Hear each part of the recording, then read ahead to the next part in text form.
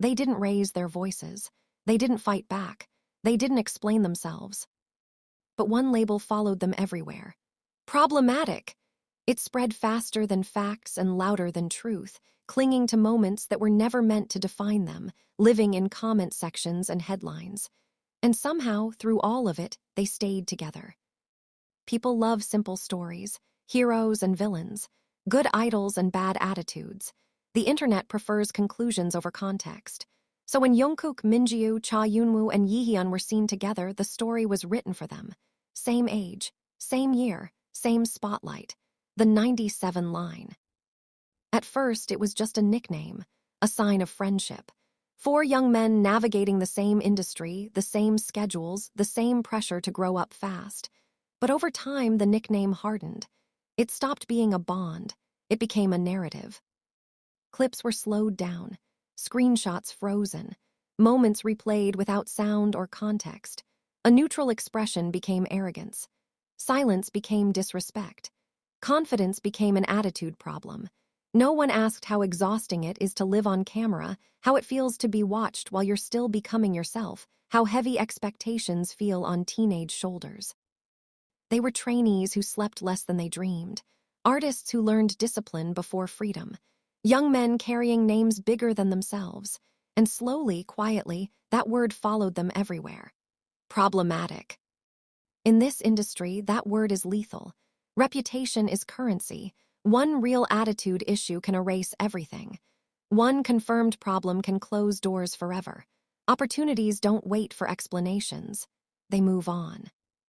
And yet the doors didn't close. They opened wider, again and again. Brands kept calling. Directors kept trusting. Producers kept choosing them. Staff who worked closest told a different story, about politeness, about discipline, about respect shown when no cameras were rolling, about effort given even when no one was watching. That story didn't go viral, but it was real. Still, rumors don't need proof. They only need repetition. A post becomes a thread becomes belief. Belief becomes judgment. Judgment becomes pressure. Every movement analyzed. Every friendship questioned. Every reaction measured. Imagine learning to control your face, your tone, your silence. Imagine knowing 1 second can be misunderstood forever. One clip can follow you for years. That weight doesn't disappear when the lights turn off.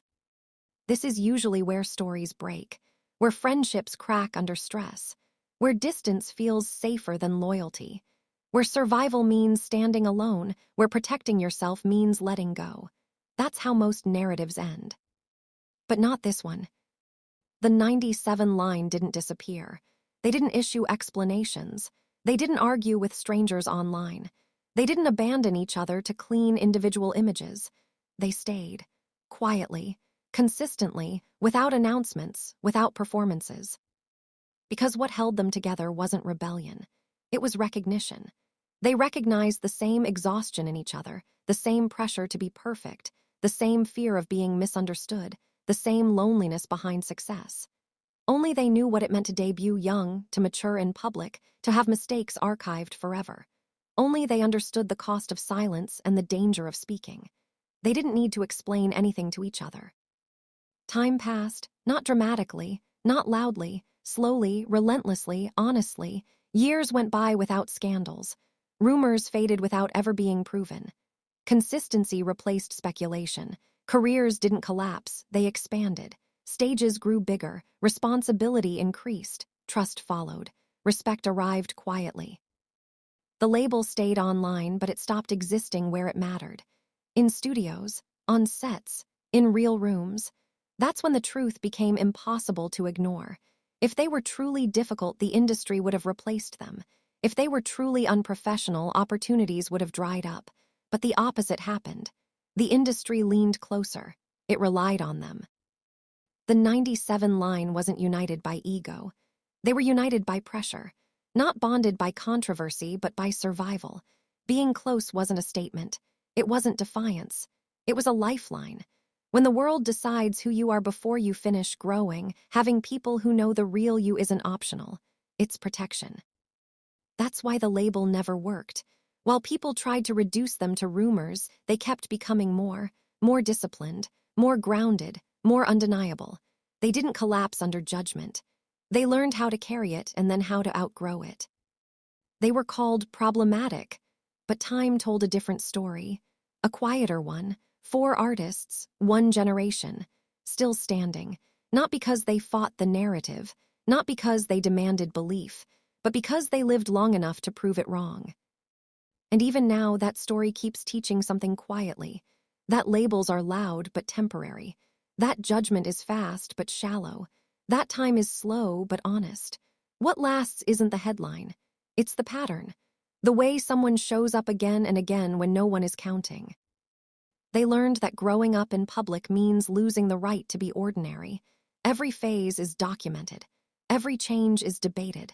Every flaw is magnified. And yet, they kept moving forward, knowing that maturity doesn't announce itself. It reveals itself over years.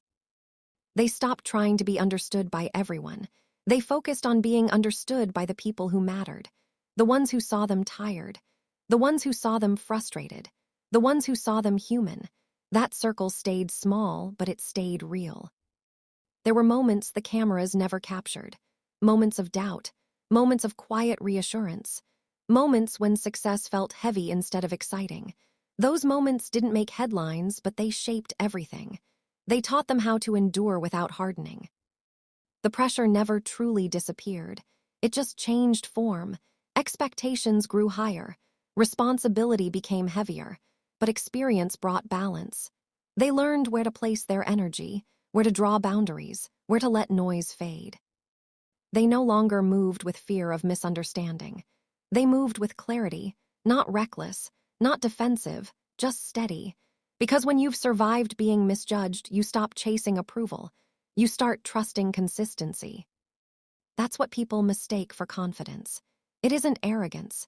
It's relief. Relief from needing to explain yourself to strangers who already decided who you are. Relief from fighting narratives that don't want truth, only reaction. The 97 line didn't try to rewrite the story. They let time edit it, slowly removing exaggeration, slowly exposing what didn't hold up, leaving only what was real: work ethic, respect, longevity. That's why their closeness never faded. It wasn't built on convenience or publicity. It was built on shared weight, shared silence, shared understanding that not everything needs to be said out loud to be felt deeply. In an industry that constantly replaces faces, staying relevant is rare. Staying respected is rarer. Staying grounded while doing both is almost unheard of. And yet, that's where they stand now. Not untouched by struggle, but shaped by it. So when people still repeat the old label, it sounds smaller now. Less powerful, almost outdated, because reality has already moved past it. Careers have spoken. Time has spoken. What remains is simple. 4 individuals who grew up under pressure. 1 generation that learned endurance early. A bond that didn't break when tested, but strengthened when ignored. They weren't loud about it. They didn't need to be. Their answer was never words. It was years. Years of showing up. Years of staying consistent. Years of proving that rumors age faster than truth. And in the end, that's why this story matters. Not because it was dramatic, not because it was controversial, but because it reminds us of something rare.